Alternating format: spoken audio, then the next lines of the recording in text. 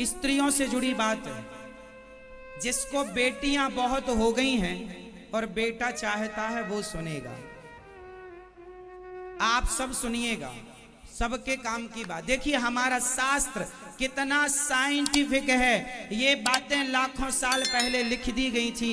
Science जहां आज पहुंच भी नहीं पाया या कुछ कुछ पहुंच भी गया है। चलो अब मैं बताऊं, किसी महिला को बेटी ही बेटी हो रही हो और बेटा की कामना हो तो क्या करना चाहिए? जिसे पुत्र चाहिए उसे क्या करना, और जिसे बेटा ही बेटा हो रहा हो उसे बेटी चाहिए, उसे क्या करना चाहिए? देखिए ये बात मैं कोई जादू टोना वाली नहीं बताऊंगा, लिखित में श्लोक के संग आपको बता सकता हूं। कहां लिखा है ये भी बता सकता हूं। शास्त्र कह रहे हैं, ये बात मेरी नहीं है, शास्त्रों की है। और कितनी गहरी बात है, मैं अभी इस बात को बताकर इसको साइंस से भी मैच करूंगा, समझिएगा। अब किस दिन गर्भाधान करने से लड़की होती है और किस दिन गर्भाधान करने से लड़का होता है, हमारे शास्त्र ये सब बताते हैं। सुनो, स्त्री का जब रजो दर्शन स्टार्ट होता है, जिसे कहते हैं पीरियड, जिसे कहते हैं मासिक धर्म, शास्त्र कहते हैं कि स्त्री का जो मासिक धर्म स्टार्ट होता है उस दिन से, वो पहला दिन से 4 रातें छोड़ दीजिए, 4 रातें छोड़ दीजिए। यदि 5वीं रात को यदि गर्भाधान हो गया तो बेटी होगी। 5 मतलब संख्या विषम, 5 मतलब संख्या विषम, और 6ठी रात को गर्भाधान हुआ तो बेटा होगा।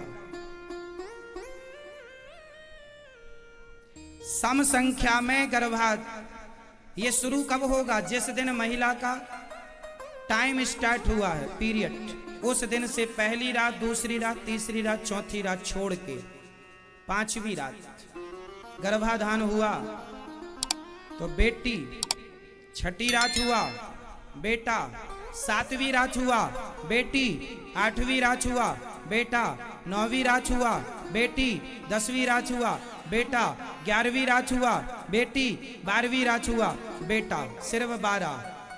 मासिक धर्म स्टार्ट होने से 16 दिन, जिसमें 4 दिन तो अशुद्धि के छोड़ दीजिए, बचे 12।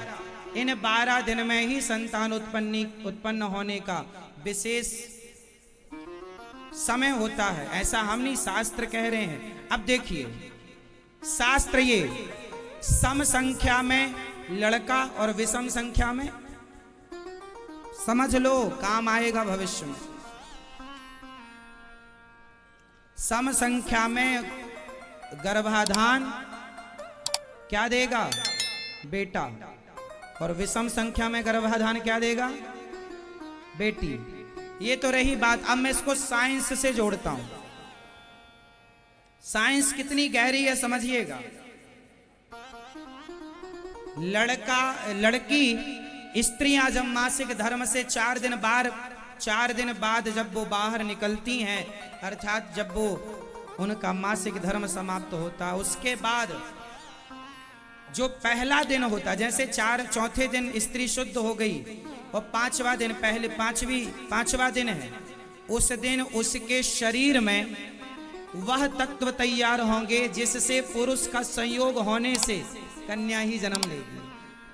कन्या के विषाणु तैयार होंगे और दूसरे दिन मतलब 6ठे दिन पुरुष तैयार हो जाएगा, मतलब पुरुष के विषाणु। ये फसल में भी होता है मैया, मादा पुरुष, ये सब चीजें पूरी सृष्टि इसी थ्योरी पर टिकी हुई है। पूरा संसार इसी पर टिका हुआ है। वो स्त्री के अंदर ही क्षमता होती है कि वो स्त्री रूप में एक्सेप्ट करेगा उसका। कहते हैं पुरुष का तेज स्त्री के गर्भ में जब जाता है तो स्त्री का रज पुरुष के तेज में मिलकर वो जो रज होता है स्त्री के अंदर भी एक तत्व पाया जाता है। वह तत्व 5वें दिन स्त्री रूप में होता है, 6ठे दिन पुरुष हो जाता है। 7वें दिन क्या है, जो हमारे सेल्स होते हैं ना, बनते और बिगड़ते रहते हैं। तो स्त्री का सेल्स बिगड़ गया, फिर बना, वो पुरुष का बनेगा, फिर वो बिगड़ गया, तीसरा तैयार होगा वो। इसलिए एक दिन छोड़ एक दिन छोड़, एक दिन स्त्री का एक दिन पुरुष का, एक दिन स्त्री का एक दिन पुरुष का। इससे देखिए साइंस, आज साइंस यदि पता लगाएगी तो आज लगा चुकी है। तो यही साइंस भी कहती है कि जब स्त्री के अंदर एक तत्व ज्यादा होता है तो बेटी का निर्माण एक तत्व ये ज्यादा होता है, और जब 2 तत्व हो जाते हैं तो जुड़वा संतान हो जाती है। जुड़वा संतानें कैसे होती हैं? एक ही भाग 2 भागों में स्त्री और पुरुष का तत्व मिलकर जब 2 भागों में पेट के अंदर किसी कारणवश डिवाइड हो गया तो 2 संतान की तैयारी चालू हो गई पेट के अंदर। ये साइंस है। ये साइंस जो आज बता रहा है, हजारों साल पहले हमारे ऋषि मुनियों ने बता दिया।